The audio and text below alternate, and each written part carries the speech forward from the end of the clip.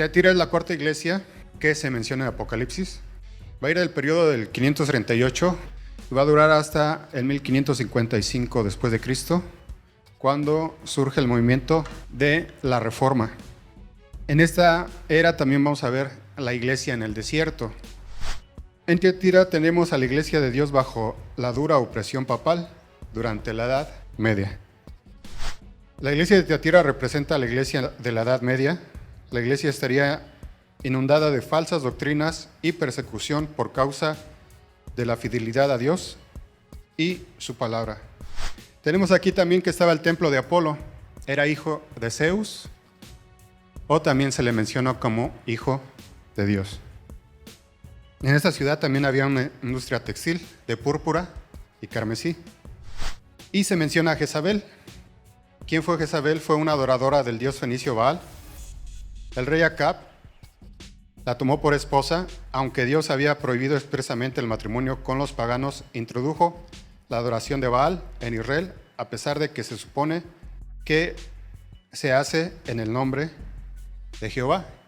Si usted ve el significado de Baal, era Señor. Entonces ellos decían, nosotros adoramos al Señor. ¿Pero a qué Señor?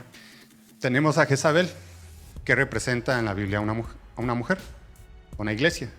Entonces con ella tenemos un poder religioso. ¿Lo vemos en la Edad Media? Sí, ¿verdad? Una iglesia con poder religioso. Pero Jezabel tiene un esposo, que es rey. Entonces, ¿qué tenemos? Poder político. En la Edad Media tenemos esta mezcla entre el poder religioso y el poder político, esta unión, iglesia-estado.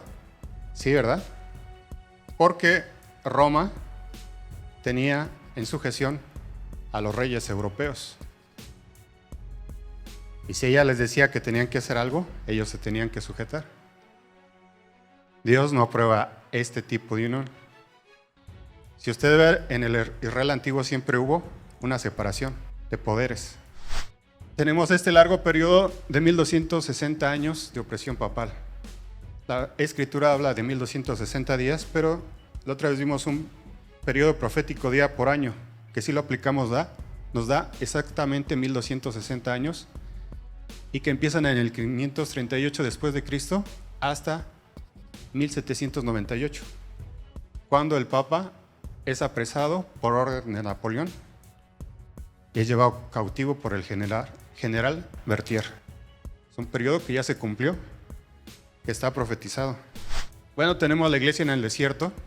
En los países que estaban fuera de la jurisdicción de Roma, existieron por muchos siglos grupos de cristianos que permanecieron casi enteramente libres de la corrupción papal.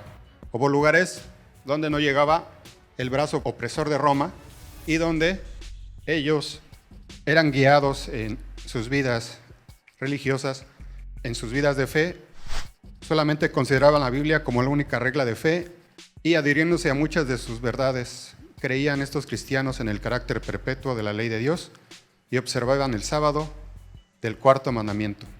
Hubo en el África Central y entre los armenios de Asia iglesias que mantuvieron esta fe y esta observancia.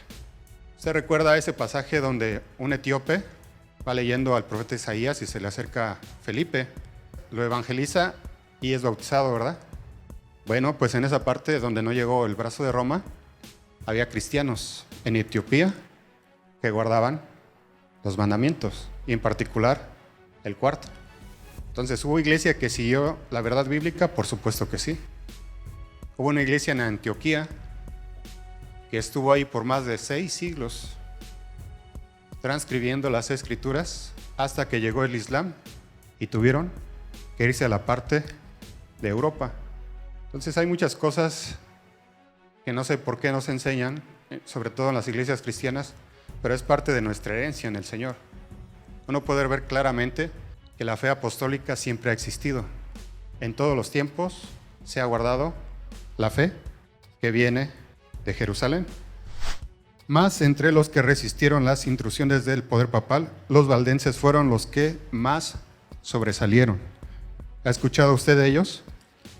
En el mismo país en donde el papado asentara sus reales fue donde encontraron mayor oposición su falsedad y corrupción. Ellos vivieron en el Piamonte de Francia, en lugares inhóspitos. Francia fue el primer país que apoyó en el establecimiento del papado. Entonces ahí fue donde más hubo gente que se mantuvo fiel a la verdad bíblica. Siempre ha habido verdaderos creyentes, verdaderos cristianos, verdaderos discípulos. Siempre los ha habido y siempre los va a haber. Entonces Jesús dijo, mirad que nadie os engañe. Y escribe al ángel de la iglesia en Tiatira, el Hijo de Dios. Entonces en esa ciudad estaba ¿qué? El templo de Apolos, que era hijo de Zeus y que se le conocía como Hijo de Dios. Pero aquí está diciendo Jesús a esta ciudad, el Hijo de Dios soy yo. El que tiene ojos como llama de fuego y pies semejantes al bronce bruñido dice esto: yo conozco tus obras y amor y fe y servicio y tu paciencia, y que tus obras postreras son más que las primeras. En la sombría Edad Media, en que la Inquisición estaba tan ocupada en perseguir herejes, no habían faltado almas fieles y creyentes. Un historiador dice, aquellos cristianos van por todas partes con su pobreza y humildad verdaderamente apostólicas, virtudes que la Iglesia romana siempre busca, pero nunca encuentra. Sus mismos adversarios tuvieron que reconocer que muchos de esos cristianos sabían de memoria todo el Nuevo Testamento y largos trozos del Antiguo Testamento.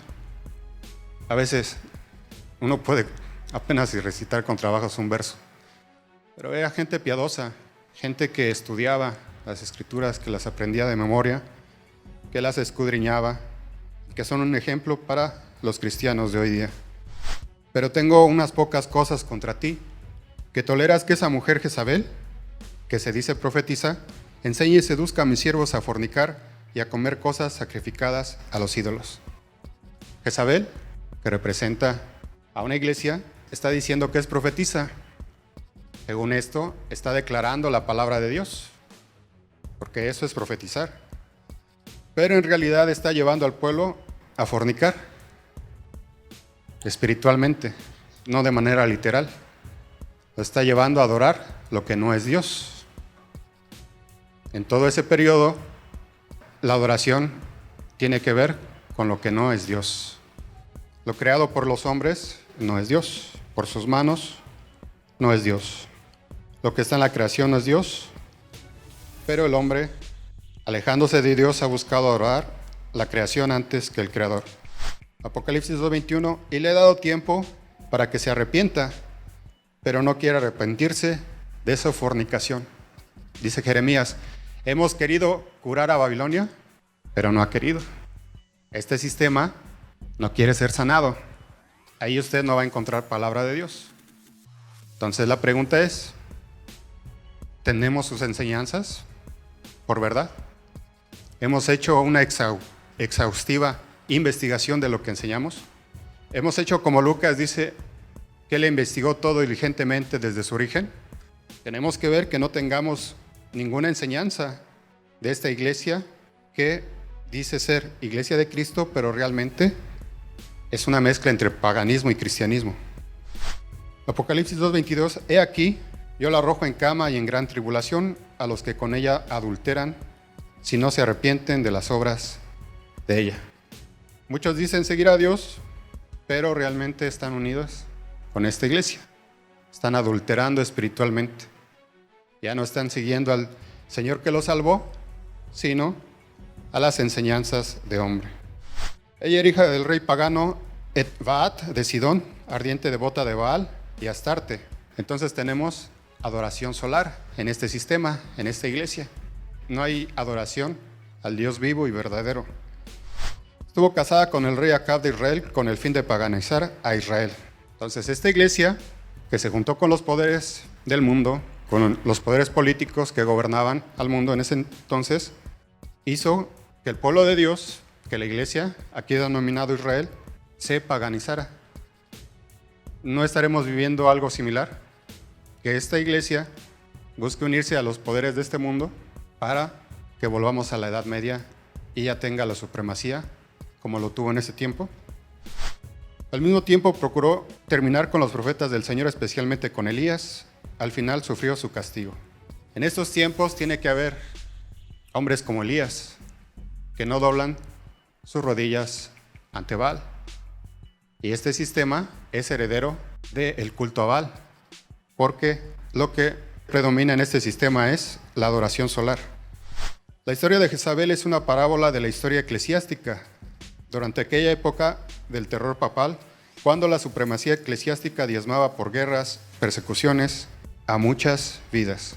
Pero casi nadie quiere hablar de esto. Es muy conveniente ya no hablar de los albigenses que fueron masacrados, de los valdenses que también fueron perseguidos y se les dio muerte, de toda la Inquisición, del Santo Oficio, de los hugonotes asesinados en el día de San Bartolomé.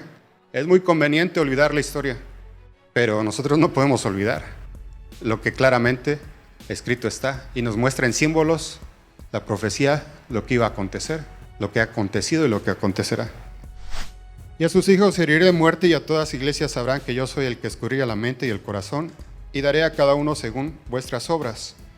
Pero a vosotros y a los demás que están en Tiatira, a cuantos no tienen esa doctrina y no han conocido lo que ellos llaman las profundidades de Satanás, yo os digo, no os impondré otra carga.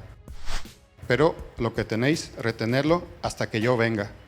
Las profundidades de Satanás, porque en este tiempo se enseñaron doctrinas de demonios, así como lamentablemente en estos tiempos también se están enseñando. En los días de Jezabel hubo un remanente fiel que no dobló sus rodillas ante Baal. Entonces, ¿cómo es posible que solamente un grupo pequeño tenga la verdad? Bueno, la Biblia nos dice, tenemos que ver que hay un paralelo. En estos tiempos hay un remanente fiel, pero es muy pequeño.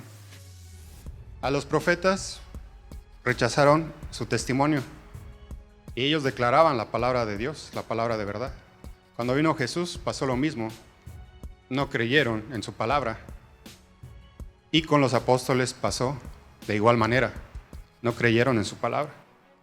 Hubo quienes aceptaron esa palabra, obviamente, y por eso ha llegado a nuestros días, pero la verdad nunca ha sido popular y la verdad nunca ha sido bien aceptada. Entonces, por eso el consejo bíblico es: examínalo todo, retén lo bueno, escudriña las escrituras. Solamente cree en lo que escrito está.